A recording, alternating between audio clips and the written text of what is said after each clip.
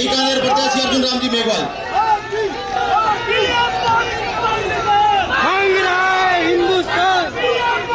सांख्य दर्शन के प्रणेता कपिल मुनि जी की धरती श्री कोलायत में माननीय राजनाथ सिंह जी, देश के गृह मंत्री, मेरे मार्गदर्शक, आपका यहाँ आज आगमन हुआ।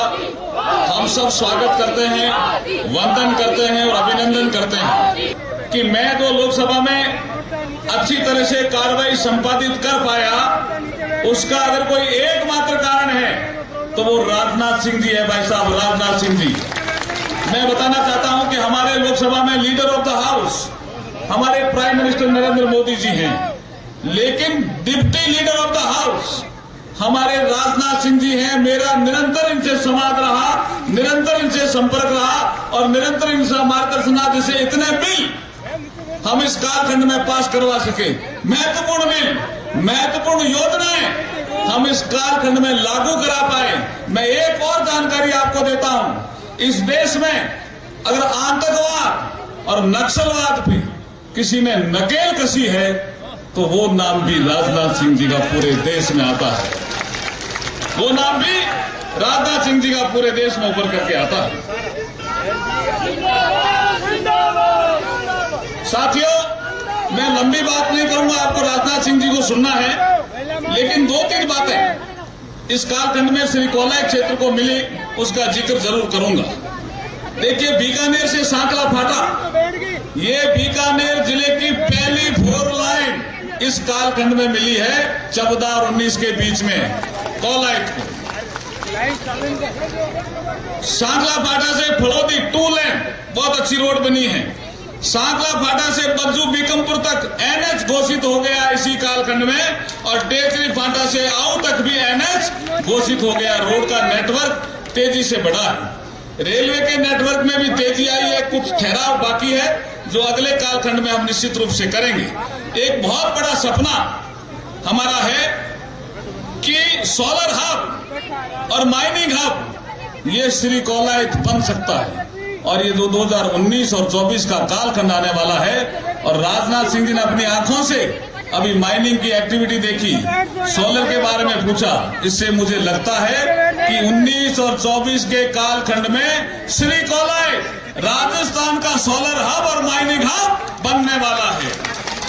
पाकिस्तान जाने वाला पानी जो हमारे हिस्से का है वो रोकने का काम भारत सरकार ने शुरू कर दिया है। कल प्रधानमंत्री जी ने चित्तौड़ से भी इसकी हां भरी है। मुझे पूरा विश्वास है कि पाकिस्तान जाने वाला हमारे हिस्से का पानी रुकने पर बीकानेर जिले को सबसे ज्यादा लाभ होगा, और श्री कोलायत को सिंचाई का पानी भी मिलेगा और पीने का पानी भी मिलेगा। मैं जो इस कालखंड में बीकानेर से हवाई सेवा शुरू हुई है, पासपोर्ट सेवा शुरू हुई है, एक श्रमिकों के लिए ईएसआई हॉस्पिटल 100 बेड की जिसकी शुरुआत हुई है, पीबीएम परिसर में सुपर स्पेशलिटी ब्लॉक 150 करोड़ का बन चुका है, और नहर की मरम्मत 2240 करोड़ का जो काम मंजूर हुआ है उसमें राजनाथ सिंह जी का बड़ा योगदान है, बड़ा योगदान है, बड़ा योगदान है। इसलिए मैं पुनः आपका स्वागत करता हूं और अभिनंदन करता हूं। मैं एक आपसे अपील करना चाहूंगा, 6 मई को चुनाव है, कमल के निशान पे बटन दबाना है, भाजपा को जिताना है, नरेंद्र मोदी को पुनः इस देश का प्रधानमंत्री बनाना है। बोले नरेंद्र मोदी जिंदाबाद, नरेंद्र मोदी जिंदाबाद, राजनाथ सिंह जी जिंदाबाद, राजनाथ सिंह जी जिंदाबाद। बहुत बहुत धन्यवाद। परम आदरणीय श्री राजनाथ सिंह जी, हमारे गृह मंत्री भारत सरकार, उनसे मैं निवेदन करूंगा कि हमारी कोलायत की जनता को संबोधित कर हमें गौरवान्वित करें।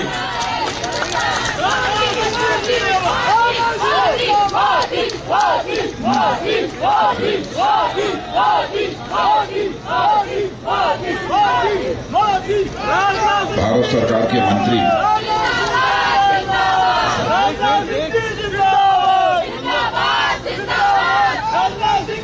भारत सरकार के मंत्री श्री अर्जुन राम जी मेघवाल और हमारे प्रदेश महामंत्री श्री कैलाश जी मेघवाल, लोकसभा प्रभारी श्रीमान दशरथ सिंह जी शेखावत, लोकसभा संयोजक श्री नंदकिशोर सोलंकी,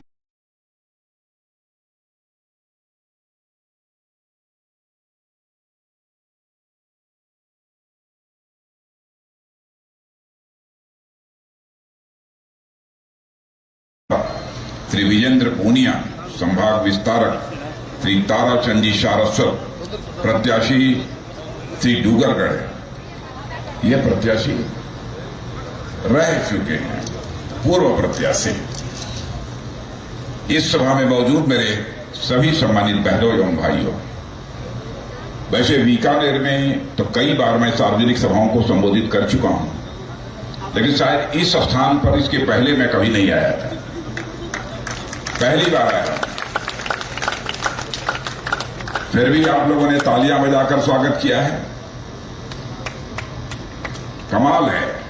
पहली बार आया हूं फिर भी आपने तालियां बजाकर स्वागत किया है।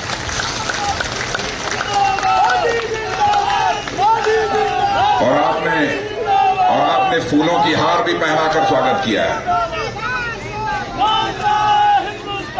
आपने फूलों की हार भी पहनाकर स्वागत किया है।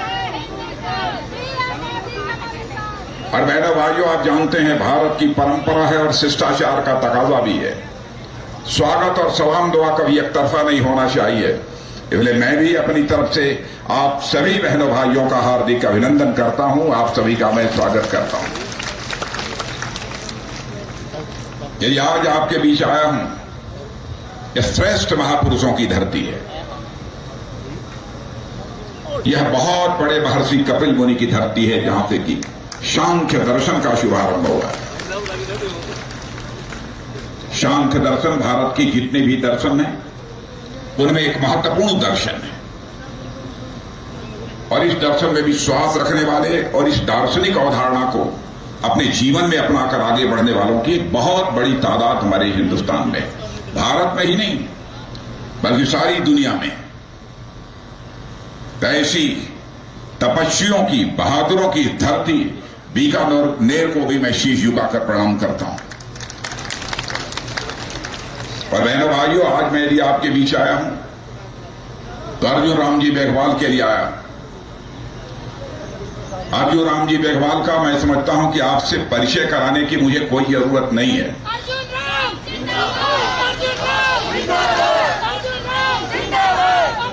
आप सब लोग अच्छी तरह उनसे परिचित ही नहीं है, बल्कि सांसद के रूप में भी उनके कामकाज को आपने देखा है। बहनों भाइयों, मैं अर्जुन राम जी के बारे में कह सकता हूं कि अर्जुन राम जी जिस काम के पीछे लगते हैं उसको जब तक अंजाम तक न पहुंचा ले तब तक अर्जुन राम जी चैन नहीं लेते हैं। यह मैंने एक जीवट इनके अंदर देखा है। भारत की संसद में भी इन्हें अपनी भूमिका का निर्वाह करते हुए हमने देखा है।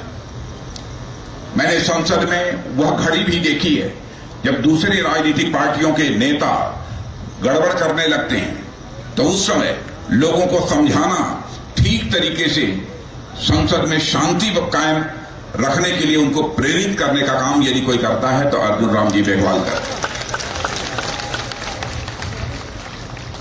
तो बहनों भाइयों, एक ऐसे आपके योग्य प्रत्याशी के लिए मैं अपील करने के लिए आया हूं। सब मिला जुला कर यदि मुझे कहना हो तो मैं कह सकता हूं, आपका प्रत्याशी 15 कैरेट 18 कैरेट का नहीं है, आपका प्रत्याशी 24 कैरेट का है। बहनों भाइयों, 24 कैरेट का आपका प्रत्याशी।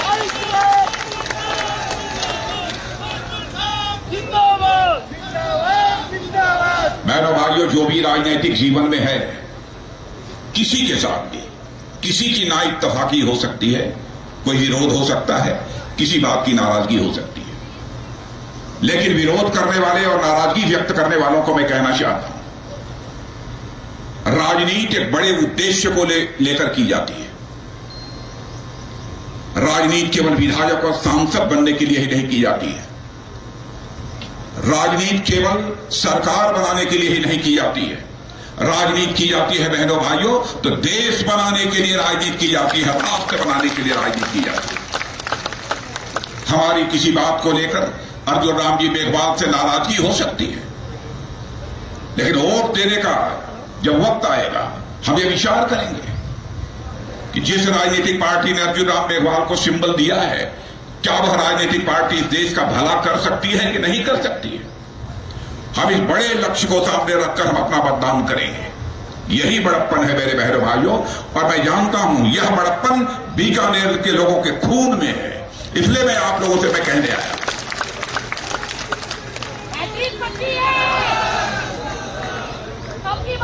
कि अर्जुन राम मेघवाल को जीतना चाहिए। 2014 में मैं ही भारतीय जनता पार्टी का राष्ट्रीय अध्यक्ष था, जबकि मेघवाल जी को हमने टिकट दिया था, सोच समझ कर टिकट दिया था। मैं जानता था कि इनके अंदर क्या क्षमता है, और वित्त मंत्री के रूप में भी जिस सूझबूझ के साथ अर्जुन राम जी ने काम लिया है, बहनों भाइयों, आपको जानकारी नहीं होगी, घर की मूली साग बराबर।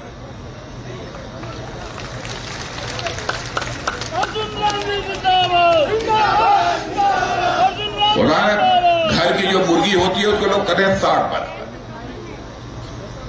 उसकी अहमियत लोगों को समझ में नहीं आती।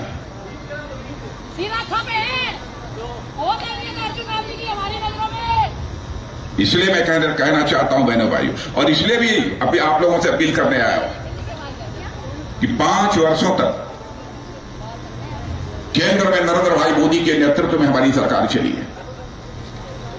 बहनों भाइयों, भारत ही नहीं, दुनिया के लोग इस सरकार के कामकाज की प्रशंसा कर रहे हैं, प्रधानमंत्री की प्रशंसा कर रहे हैं। और आजाद भारत के इतिहास में पहली बार ऐसा हुआ है कि विश्व में सर्वाधिक तेजी से आगे बढ़ने वाली अर्थव्यवस्था यदि किसी देश की है तो हमारे और आपके देश ये भारत की हो गई है। बहनों भाइयों, पहली बार ये हुआ, और यही हमारा भारत 2014 में दुनिया के टॉप के 10 देशों में 9वें स्थान पर खड़ा था। लेकिन नरेंद्र भाई मोदी ने वह करिश्माई काम किया है कि बहनों भाइयों, हमारा यही भारत जो 2014 में दुनिया के टॉप के 10 देशों में 9वें स्थान पर खड़ा था, जंप लेकर आज वह 6ठे स्थान पर पहुंच गया है। और मैं आपको यह भी यकीन दिलाकर जाना चाहता हूं, कुछ ही महीनों के बाद हमारा भारत दुनिया के टॉप 10 देशों में 5वें स्थान पर होगा। और मेरी बात सुन लेना और इसको नोट कर लेना मेरे नौजवानों, 2030-2031 आते आते यही हमारा भारत दुनिया के 3 धनवान देश, ताकतवर देश, रूस, चीन और अमेरिका, उनमें से एक देश को पीछे छोड़कर हमारा भारत दुनिया की टॉप 3 कंट्रीज में आकर खड़ा हो जाएगा। भारत इतनी तेजी से आगे बढ़ रहा है। कोई ये कह सकता है कौन सा करिश्मा कर दिया नरेंद्र भाई मोदी ने? मेरे भाइयों, मैं कह सकता हूं लंबे समय तक सरकार में हम लोगों की भी भागीदारी इसके पहले भी रही है। लंबे समय से मैं भी राजनीति कर रहा हूं। मैं विश्वास के साथ कहना चाहता हूं कि हमारे प्रधानमंत्री मोदी जी ने करिश्मेटिक काम किया है, इसलिए भारत की प्रतिष्ठा अंतर्राष्ट्रीय जगत में बढ़ी है और भारत की अर्थव्यवस्था भी तेजी के साथ बढ़ रही है।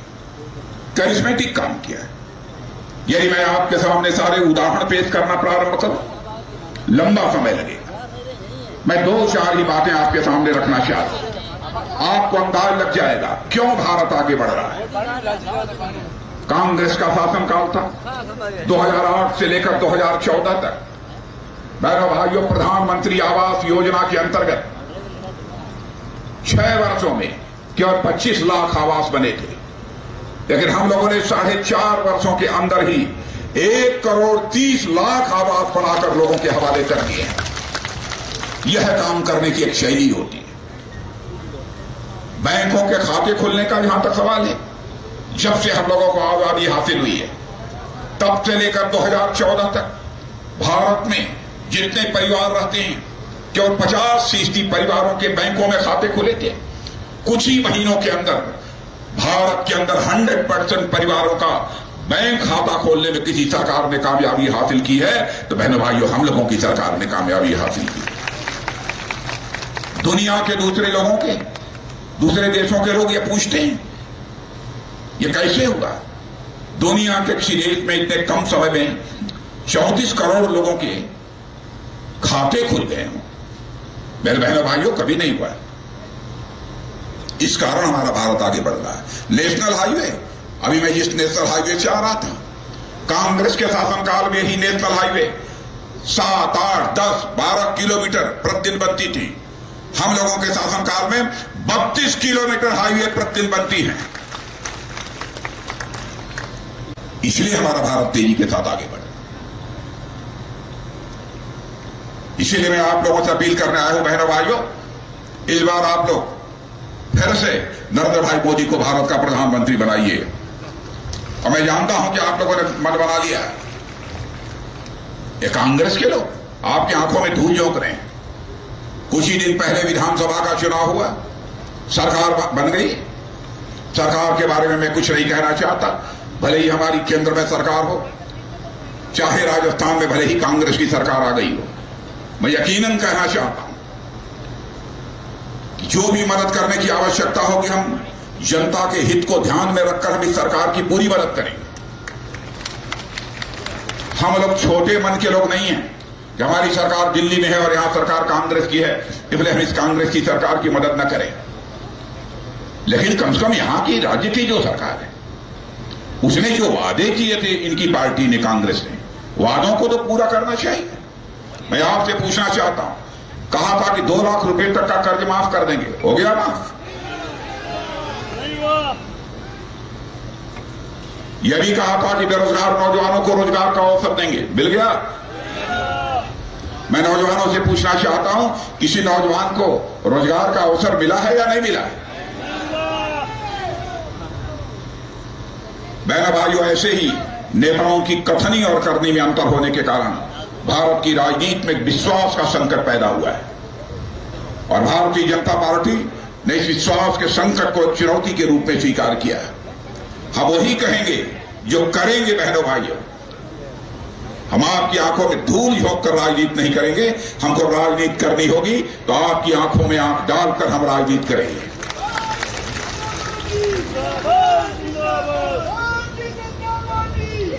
मुझे जानकर आश्चर्य हुआ कि भामाशाह स्वास्थ्य योजना इतने वर्षों से चल रही थी, लोगों का इलाज हो रहा था। उस भामाशाह स्वास्थ्य योजना को भी समाप्त कर दिया इस सरकार ने। और सब तो सब आयुष्मान भारत योजना के बारे में आपने सुना होगा। हमारे प्रधानमंत्री मोदी जी ने यह नई योजना चलाई है। अब तक लगभग 2.25 करोड़ लोगों ने आयुष्मान भारत का गोल्डन कार्ड प्राप्त कर लिया है, ई कार्ड प्राप्त कर लिया है। और बहनों भाइयों, मैं आपको बतला दूं, केंद्र की आयुष्मान भारत की योजना हम लोगों की क्या है। कोई भी गरीब, कोई गरीब नहीं, कोई भी व्यक्ति यदि बीमार हो जाए, संकट में पड़ जाए, भले ही वह हार्ट का पेशेंट क्यों न हो जाए, कैंसर का क्यों न पेशेंट हो जाए, यदि उसके पास पैसा नहीं है, अपना इलाज नहीं करा पाता है, तो हॉस्पिटल में आयुष्मान भारत का वह गोल्डन कार्ड लेकर चला जाएगा। वहां 5 लाख रुपए तक का 1 साल उसका मुफ्त इलाज किया जाएगा। यह है आयुष्मान भारत योजना। इस योजना को भी लागू नहीं किया। कैसी सरकार है?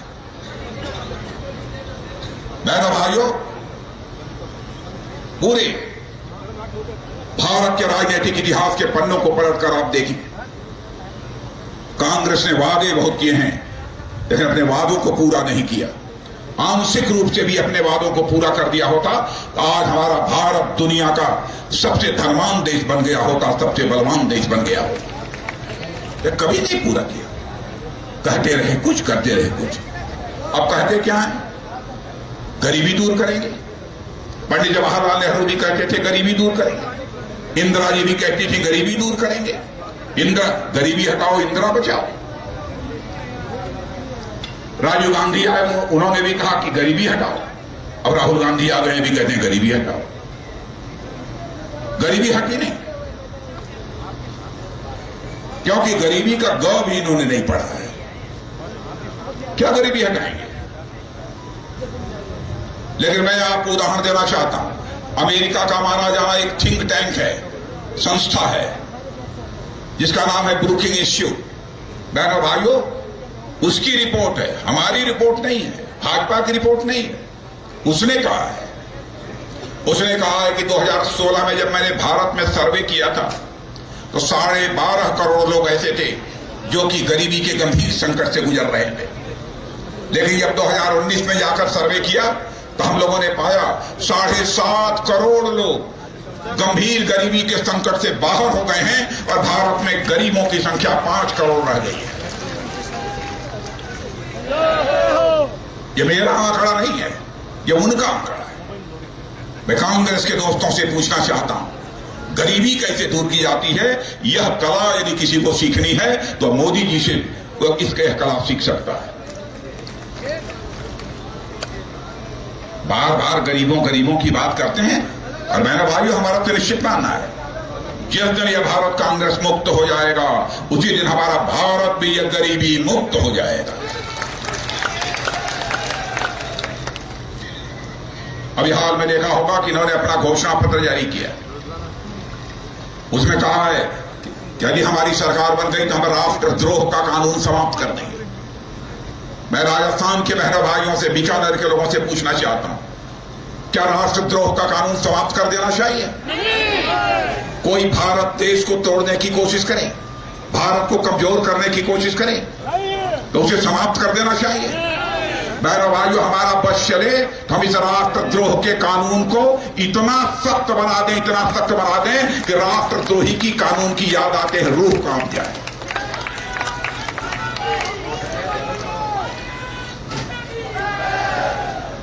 तमाशा बना दिया है इस देश की राजनीति को। अब उन्होंने कहा है कि न्याय योजना हम 72,000 रुपया गरीबों को देंगे, आज तक दिया है। प्रेस के लोगों ने पूछा तो कहते हैं नहीं 72,000 तो ऐसे लिख दिया है। कहें तब क्या करेंगे? कहा कि 12,000 की जो इनकम है उसमें जितना कम होगा उतना देंगे, यानी 500 रुपया कम है तो 500 देंगे। बताइए,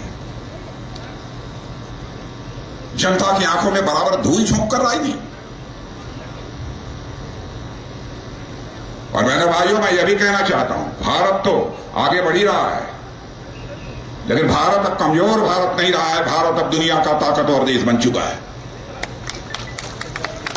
आपने देखा भी हाल में क्या हुआ पुलवामा में, यदि हमारे सीआरपीएफ के बहादुर जवानों के ऊपर फिराइन हमला करके मार डाला तो उसके बाद हमारे प्रधानमंत्री ने बैठकर हम लोगों ने यह फैसला किया। उसके बाद आपने देखा कि हमारे बहादुर एयरफोर्स के जवान भारत की धरती से नहीं बल्कि सीधे पाकिस्तान की धरती पर जाकर आतंकवादियों के ठिकाने का सफाया करने में कामयाब रहे।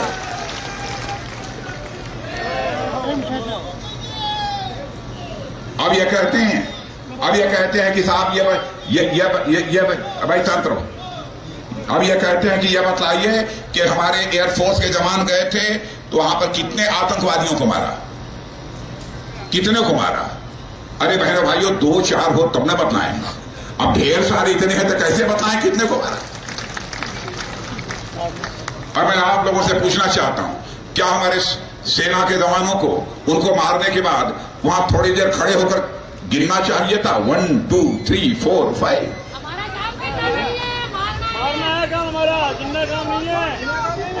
नहीं, जो वीर और बहादुर होते हैं वह लाशें नहीं गिनते हैं बहनों भाइयों। जो गिद्ध हुआ करते हैं वही लाशें गिनते हैं, बहादुर लाशें नहीं गिनते हैं।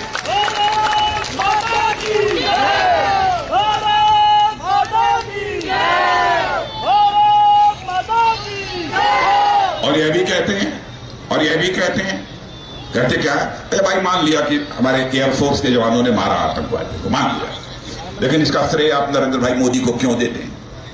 तो मैं उनसे सवाल पूछता हूं, 1971 में जब श्रीमती इंदिरा गांधी ने पाकिस्तान को धूल चटाई थी और पाकिस्तान के 2 टुकड़े कर दिए थे, पाकिस्तान और बांग्लादेश बन गया था, तो उस समय हमारे नेता अटल बिहारी वाजपेयी ने भारत की संसद में खड़े होकर श्रीमती इंदिरा गांधी की सराहना की थी और उन्हें दुर्गा तक कहकर संबोधित किया। यह मन का बड़प्पन होता है और सारे देश में इंदिरा गांधी की जय जयकार हुई थी। तो मैं कांग्रेस के दोस्तों से पूछना चाहता हूं, पाकिस्तान को धूल चटाने के कारण यदि 1971 में श्रीमती इंदिरा गांधी की सारे देश में जय जयकार हो सकती है तो पाकिस्तान को मुंहतोड़ जवाब देने के कारण हमारे नरेंद्र भाई मोदी की जय जयकार सारे देश में क्यों नहीं हो सकती? हम इस सवाल का जवाब चाहेंगे।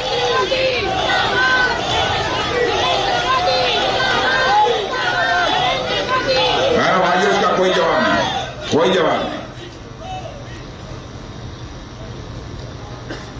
यहां पर कमजोर कलेजे के लोग सरकार में नहीं बैठे हैं। अभी मैं आया था, बीकानेर बॉर्डर पर भी गया था कुछ ही महीनों पहले। मालूम है कुछ लोगों को, कितने लोगों को मालूम है? जरा हाथ उठाइए। मालूम है कुछ? मेरे भाइयों, मैं बॉर्डर पर जाता रहता हूं और अपने जवानों से मैं मिलता हूं। एक बार ऐसे ही 2014 में सितंबर अक्टूबर का महीना रहा होगा, हमारे 5 बॉर्डर सिक्योरिटी फोर्स के जवानों को पाकिस्तान ने गोली चलाई और 5 की हमत की जाने चली गई। मैंने तुरंत रात को टेलीविजन पर जो ही यह खबर देखा, मैंने अपने बॉर्डर सिक्योरिटी फोर्स के महानिदेशक को, डायरेक्टर जनरल को टेलीफोन करके पूछा, क्या देख रहा हूं? उन्होंने कहा, सर घटना बहुत ही दुर्भाग्यपूर्ण हो गई है। मैंने कहा, हमारी फोर्स ने क्या किया? उन्होंने कहा, साहब हमारी फोर्स ने 16 बार पाकिस्तान को व्हाइट फ्लैग, सफेद झंडे दिखाए, लेकिन पाकिस्तान का कोई जवाब नहीं दिया। मैंने कहा, सफेद झंडा होता क्या? उन्होंने कहा, साहब बहुत पहले से परंपरा चली आ रही है, पहले से ही हम लोगों को आदेश है, पहले सफेद झंडा दिखाओ। तो मैंने कहा, पाकिस्तान ने कोई जवाब नहीं दिया? उन्होंने कहा, साहब कोई जवाब नहीं दिया। तो मैंने कहा, आगे क्या सोचा? तो उन्होंने कहा, साहब सोचा है कि 17वीं बार एक बार और सफेद झंडा दिखाएंगे और उसके बाद यदि पाकिस्तान ने जवाब नहीं दिया तो उसके बाद कार्रवाई करेंगे। मेरे भाइयों, मेरा खून गर्म हो गया और वहीं से टेलीफोन पर ही मैंने आदेश दिया।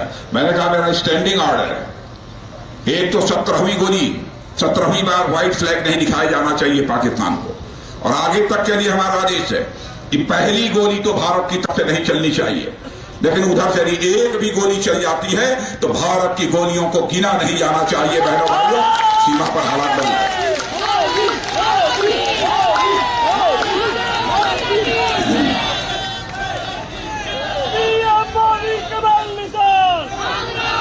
बहुत आगे देश निकल गया, बहुत आगे निकल गया देश। एक हम लोगों ने एंटी सैटेलाइट मिसाइल तैयार किए, मालूम है? मालूम है? हाँ, अब तक एंटी सैटेलाइट मिसाइल दुनिया में 3 देशों के पास है, रूस, चीन, अमेरिका। और ये मान लीजिए उनमें से कोई भी अपनी मिसाइल, एंटी सैटेलाइट मिसाइल भेजकर हमारे सैटेलाइट को तोड़ने की कोशिश करेगा तो उस एंटी सैटेलाइट मिसाइल के लॉन्च होने के 3 मिनट के अंदर ही हमारा एंटी सैटेलाइट मिसाइल उसे खंड खंड मार गिराएगा। बहनों भाई, चौथी आकाशीय क्षमता विश्व की भारत के पास है। स्पेस पावर भारत बन गया है। भारत इतनी तेजी से आगे बढ़ रहा है। यह बतलाइए कि मोदी जी ने 6,000 रुपया हर किसान के खाते में डालने के लिए भेजा था, यहां की सरकार ने आप लोगों को दिया हुआ है कि नहीं? नहीं दिया। यह लिस्ट ही नहीं भेज रहे हैं, किसानों की सूची नहीं भेज रहे हैं। लेकिन मेरी बात सुन लो, आपका पैसा जो अब मिलना चाहिए यहां की सरकार के कारण यदि आपको नहीं मिल पा रहा तो ये यकीन रखना कि हम लोगों की सरकार आ जाएगी तो हम इस बार वाला भी पैसा देंगे और अगली बार वाला भी पैसा देंगे, दोनों आप देंगे। हम लोग लिस्ट तैयार करेंगे, दोनों देंगे आपको। हर किसान के खाते में 6,000 जिनके पास 2 हेक्टेयर से कम की जमीन है। लेकिन बहनों भाइयों, जब घोषणा पत्र तैयार हो रहा था तो मैंने कहा मैं राजस्थान को जानता हूं, बुंदेलखंड को जानता हूं, लोगों के पास 5 एकड़ से ज्यादा की जमीन रहती है लेकिन होता कुछ नहीं है, बंजर भूमि है, रेगिस्तान है। तो मैंने प्रधानमंत्री से कहा तो प्रधानमंत्री जी ने कहा कि राजनाथ जी बात तो सही है। तो मैंने कहा पहले 5 एकड़ से कम जिनके पास जमीन हो उनको 6,000 रुपया देना था। तो हम लोग घोषणा पत्र में इस बार डाल दें कि हमारी सरकार यदि बन गई तो अगली बार यानी सरकार बनने के बाद चाहे आपके पास 5 एकड़ से कम की जमीन हो, चाहे आपसे 5 एकड़ से अधिक की जमीन हो, सबके खाते में 6,000 रुपया दिया जाएगा। मेरे भाई, सबके खाते। ये चलेगा? चलेगा कि दौड़ेगा? दौड़ेगा ना। अच्छा ये बताइए, क्या कभी आपने सोचा है कि किसानों को पेंशन मिलेगी? नहीं ना। हम लोगों ने फैसला किया है कि अगली बार से 60 साल की उम्र जिन किसानों की हो जाएगी उनको हम 3,000 रुपया पेंशन भी देंगे।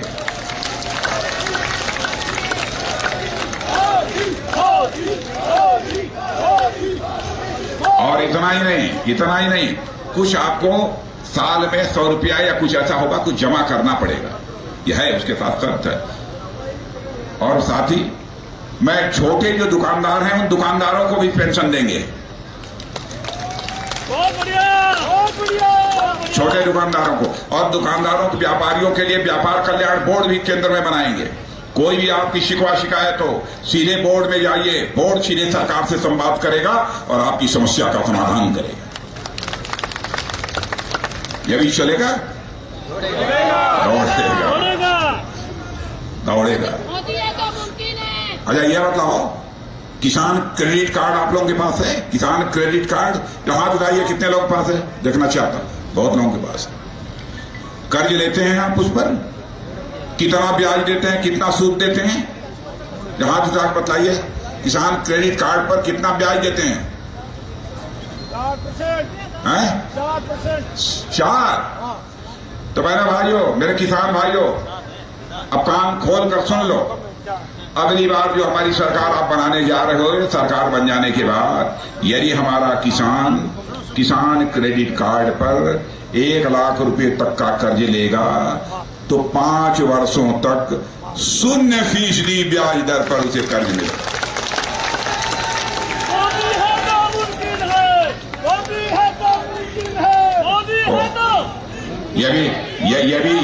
ये भी चलेगा, दौड़ेगा।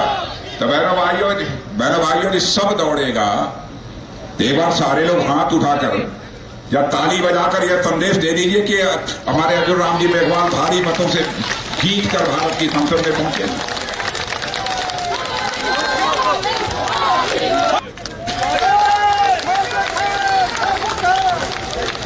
और मेरे बहनों भाइयों ने मैं दोबारा आना चाहूंगा तो अपना स्वागत कराने के लिए, अथवा अर्जुन राम जी का स्वागत कराने के लिए नहीं आना चाहूंगा, बल्कि एक बार शीश झुकाकर इस क्षेत्र की जनता के प्रति आभार व्यक्त करने के लिए आना चाहूंगा। बोलिए भारत माता की, भारत माता की। धन्यवाद।